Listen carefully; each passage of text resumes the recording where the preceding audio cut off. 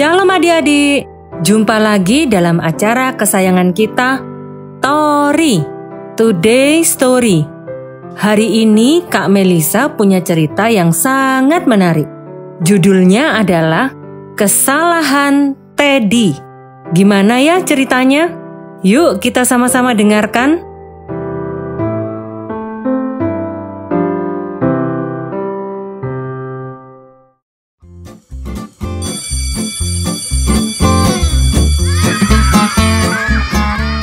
Murid-murid sedang membicarakan teman mereka yang bernama Teddy. Minggu depan dia berulang tahun. Aku sih tak akan memberinya kado, ujar Anne. Dia nakal dan jahat. Aku tak suka kepadanya. Dia merusakkan bonekaku kemarin. Kartu ulang tahun pun tak akan kukirimi, kata Peter. Bagaimana dengan kau, Lucy? Ya, ujar Lucy. Aku berkata begitu kepada ibuku. Beliau mengatakan bahwa perlakuan semacam itu takkan membuat Teddy mengubah sikapnya. Ia malah akan bertambah jahat. Kata ibuku, sebaiknya kita memberinya kesempatan. Caranya dengan bersikap baik dan bermurah hati kepadanya. Mungkin dengan begitu, dia akan berubah. Yang lain berkata lalu berpikir. Mungkin ibumu benar, Lucy, ujar Anne. Kalau begitu, dia akan kuberi papan pasel yang besar. Jangan, sebaiknya kita kumpulkan saja uang kita. Lalu kita belikan dua barang yang paling diinginkan Teddy. Lampu senter dan sinyal baru buat kereta apinya, usul Lucy. Maka mereka pun mengumpulkan uang dan membeli kedua barang yang telah lama diidam-idamkan oleh Teddy. Mereka berbisik-bisik bila membicarakan hadiah ulang tahun yang masih mereka rahasiakan itu. Sebenarnya, Teddy tidak pantas menerima hadiah yang bagus-bagus, sebab Teddy adalah anak yang pendengki dan tidak pernah bersikap manis kepada teman-temannya. Teddy terlalu dimanjakan di rumahnya, sehingga dia mengira bahwa di sekolah pun dia boleh berbuat sekehendak hatinya. Kalau teman-temannya melarangnya melakukan sesuatu, ia akan marah-marah dan bahkan memukul mereka atau merusakkan mainan mereka. Tak seorang pun mengatakan kepada Teddy mengenai rencana mereka untuk hari ulang tahunnya. Mereka bermaksud hendak merahasiakannya sampai hari ulang tahun Teddy tiba. Uangnya kurang bila kita hendak membeli kado dan sekaligus kartu ulang tahunnya, ucap Anne. Kita jelaskan saja kepadanya mengapa kita tidak mengirim kartu ulang tahun. Tentu dia mau mengerti. Lucy yang bertugas membelikan kado, membawa lampu senter dan sinyal yang akan dihadiahkan kepada Teddy ke sekolah. Dibungkusnya lampu senternya, sedang sinyalnya dimasukkannya ke dalam sebuah kotak. Lucy kemudian menyembunyikan keduanya di dalam salah satu bangku.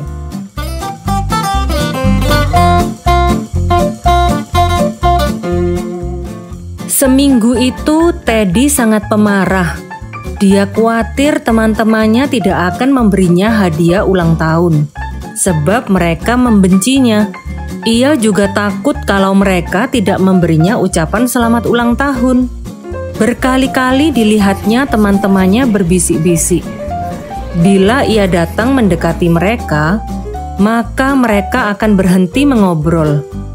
Tentu saja, sebab mereka sedang membicarakan hari ulang tahun Teddy dan hadiah ulang tahun yang sudah mereka beli. Tetapi Teddy tidak tahu bahwa yang sedang dibicarakan teman-temannya itu adalah hari ulang tahunnya. Dasar anak-anak jahat, pikir Teddy. Mereka pasti sedang membicarakan kejelekanku. Aku menyesal sekolah di sini. Alangkah senangnya bila aku tak perlu bersekolah. Lebih enak tinggal di rumah. Tak perlu bertemu dengan anak-anak seperti mereka.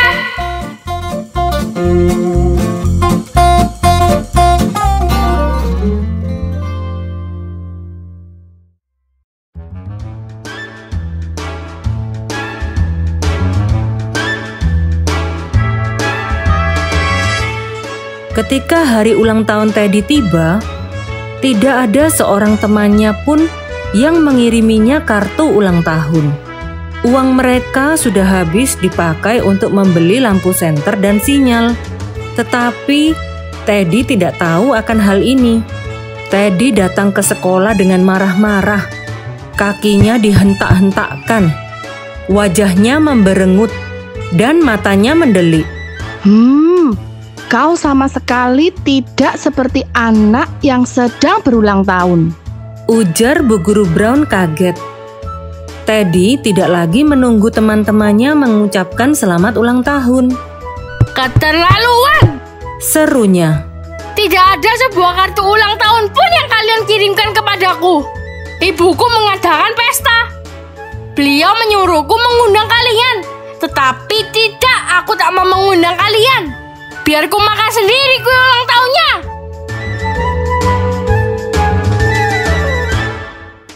Tentu saja teman-teman Teddy sangat terkejut mendengar tuduhan Teddy yang diucapkannya dengan nada marah.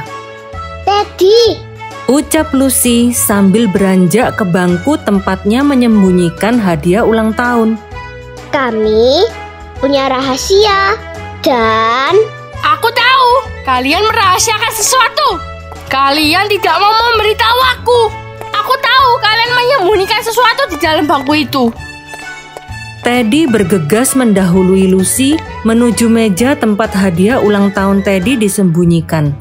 Lucy tidak sempat mencegah Teddy.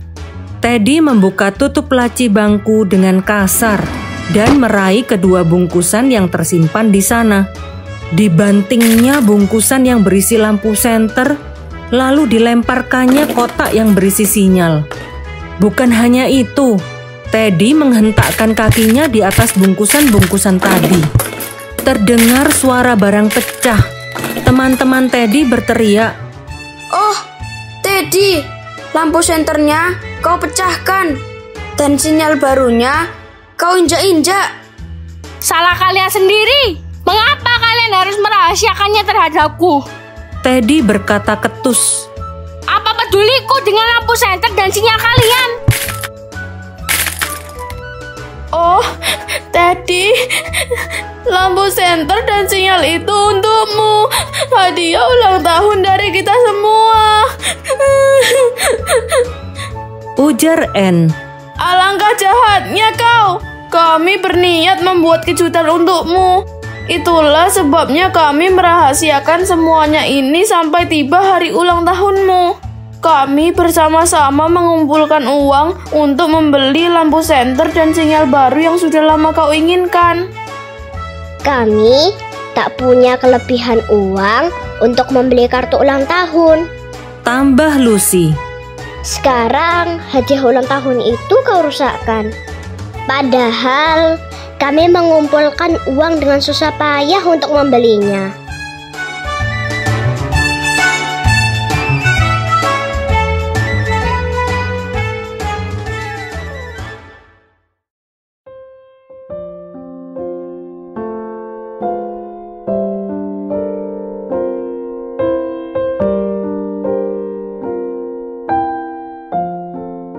Teddy berdiri diam.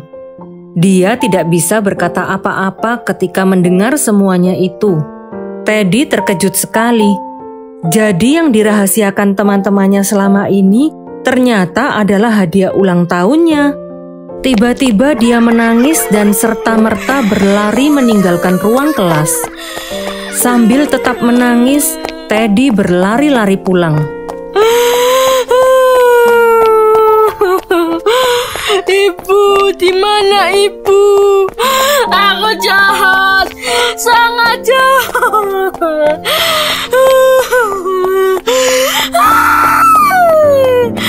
Oh, aku tak mau ke sekolah lagi.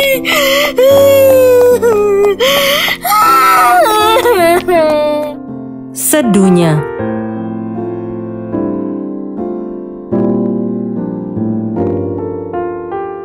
Teddy menceritakan semua yang terjadi di sekolah pagi itu.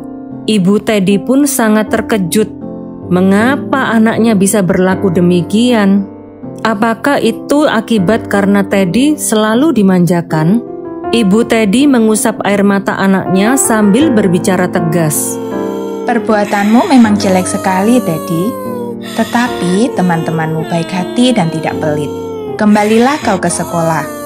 Katakan kepada mereka bahwa kau menyesal.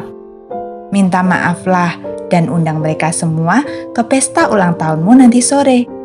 Dari tabunganmu, belilah kado untuk masing-masing temanmu. Kalau kau lakukan semuanya itu, tentu perasaan bersalahmu akan berkurang.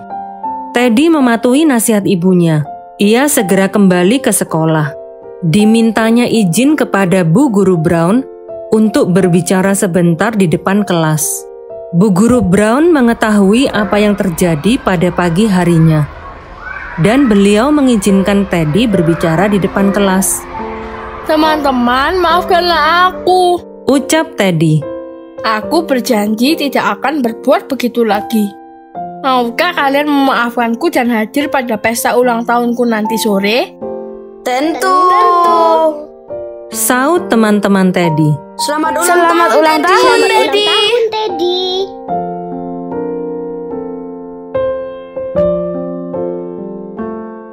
Mereka datang ke rumah Teddy. Pestanya meriah dan mengesankan. Teddy mempunyai bungkusan berisi hadiah sederhana untuk setiap temannya. Betapa senangnya hati Teddy ketika menyerahkan hadiah-hadiah itu kepada mereka. Teddy kelihatan sangat bahagia. Lebih enak jadi orang yang baik dan bermurah hati daripada jadi orang yang pemarah, kan Teddy? Tanya ibunya. Dengan kehilangan hadiahmu, kau jadi tahu bagaimana senangnya bisa menyenangkan orang lain dan bukannya menyakiti hati mereka. Ibu senang. Kau akhirnya sadar akan sifat-sifat burukmu, Teddy. Aku juga begitu, Bu. Saut Teddy. Aku berjanji akan mempertahankan yang baik dan membuang kebiasaanku yang jelek.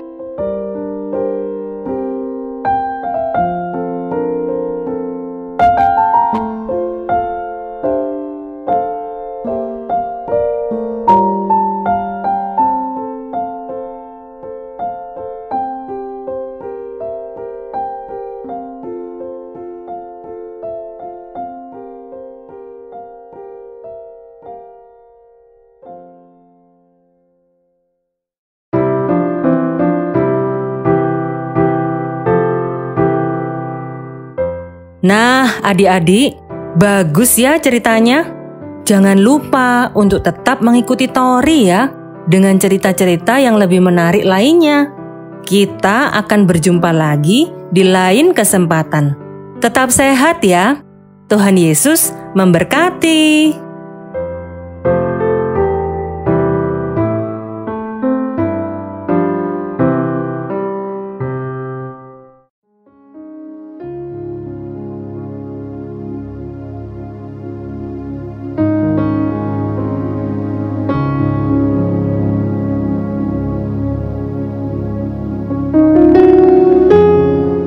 Shalom adik-adik yang terkasih dalam Kristus Yesus. Saat ini marilah kita bersama-sama mempersiapkan diri kita untuk mendengarkan firman Tuhan. Firman Tuhan hari ini Kak Dedi beri judul Menjadi Terang. Sebelumnya mari kita berdoa. Tuhan Yesus, terima kasih buat kasih penyertaan-Mu yang senantiasa memberkati kami. Sebentar lagi kami mau mendengarkan sharing firman Tuhan.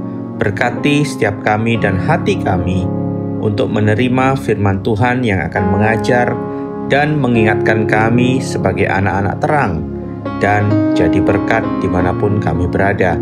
Di dalam nama Tuhan Yesus kami sudah berdoa. Amin. Adik-adik, tadi kita sudah mendengar kisah tentang Teddy, seorang anak yang judes, pemarah, dan jahat terhadap semua temannya. Dia sama sekali tidak mencerminkan seorang anak Tuhan ya. Dan dari kisah itu kita belajar bagaimana membedakan seseorang yang masih tinggal di dalam kegelapan dan bagaimana yang sudah tinggal di dalam terang. Di akhir cerita, kita melihat bagaimana Teddy bertobat dan menjadi terang buat semua temannya. Itulah yang Tuhan kehendaki bagi kehidupan kita semua, adik-adik. Setiap orang Kristen dan anak Tuhan, kita harus hidup sebagai anak terang. Mengapa demikian? Karena kita adalah anak-anak Allah.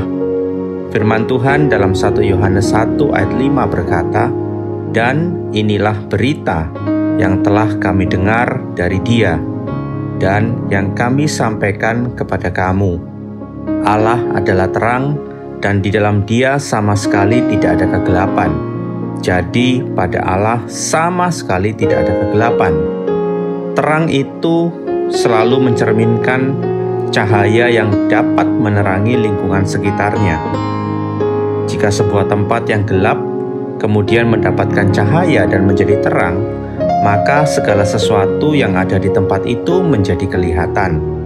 Apa yang tersembunyi di tempat itu menjadi terlihat, karena memang sesuatu yang tadinya tersimpan menjadi kelihatan. Sesuatu yang tidak baik pun akan menjadi kelihatan karena seluruh kegelapan telah berubah menjadi terang. Kegelapan yang dimaksud di sini, adik-adik, adalah ketidakbaikan atau kejahatan. Itu sama artinya pada kegelapan tidak akan ada perbuatan baik, sebab sedikit pun pada kegelapan itu tidak ada terang. Rasul Paulus juga bersaksi dengan mengatakan di dalam Efesus 5 ayat 8-10, "Memang dahulu kamu adalah kegelapan, tetapi sekarang kamu adalah terang di dalam Tuhan. Sebab itu hiduplah sebagai anak-anak terang, karena terang hanya berbuahkan kebaikan dan keadilan dan kebenaran." Ayat 10, "Dan ujilah apa yang berkenan kepada Tuhan." Kalau Teddy tadi sebelumnya adalah anak yang jahat, judes, dan suka marah, tetapi ketika mendengarkan nasihat dari ibunya dan juga melihat bahwa sebenarnya teman-temannya mengasihi dia dengan merencanakan untuk memberikan sebuah hadiah untuknya, akhirnya Teddy bertobat.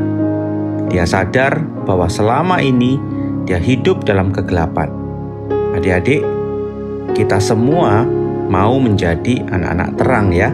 Kita semua mau mengikuti teladan yang Tuhan Yesus tunjukkan dan juga kesaksian dari Rasul Paulus.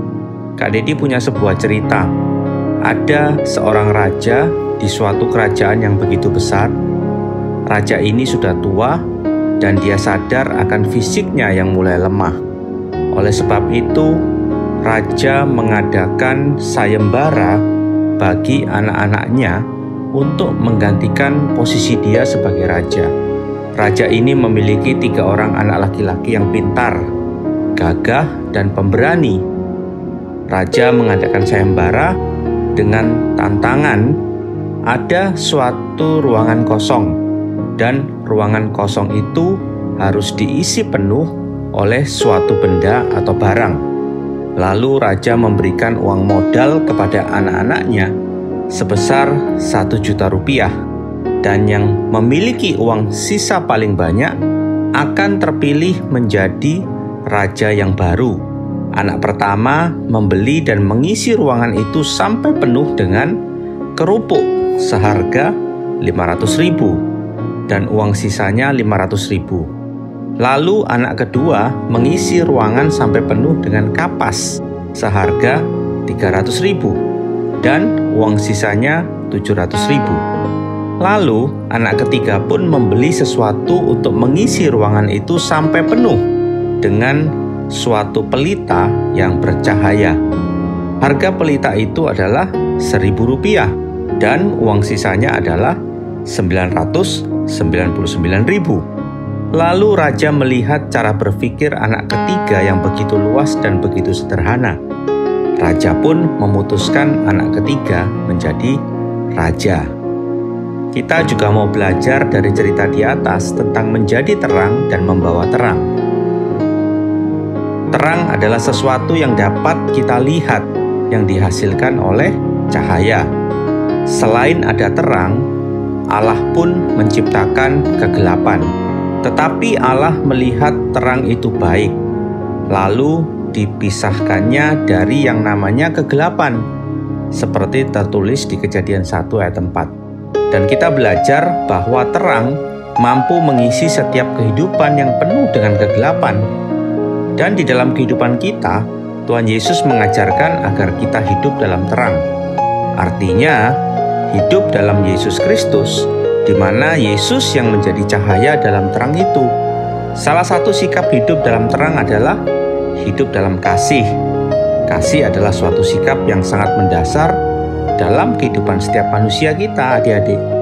Kasih itu bukan hanya sekedar menolong ataupun berbagi, tetapi kasih itu juga adalah bagaimana sikap iman kita. Kalau kita hanya menolong tetapi dengan paksaan, itu bukan kasih. Kalau kita menolong dengan terpaksa atau dengan disuruh, itu bukan kasih. Kalau kita memberi tetapi tidak tulus, itu juga bukan kasih. Karena kasih mengajarkan untuk mengasihi dengan hati iman yang sungguh-sungguh untuk mengasihi. Hidup dalam kasih pun berarti hidup untuk rendah hati. Rendah hati berarti selalu bersyukur untuk apa yang kita terima. Tidak mengeluh, karena kita yakin bahwa Tuhan pasti akan bisa memberkati hidup kita, apapun kondisi kita, adik-adik. Dan ketika kita sudah hidup dalam terang, kita juga harus membawa terang itu kepada setiap orang. Jangan kita biarkan terang itu hanya menyinari satu tempat saja, tetapi biarlah terang ini mampu menyinari semua tempat yang gelap. Amin ya adik-adik. Artinya, kita harus menjadi berkat bagi semua orang. Adik-adik semua, mari kita hidup menjadi terang dan membawa terang dalam dunia ini.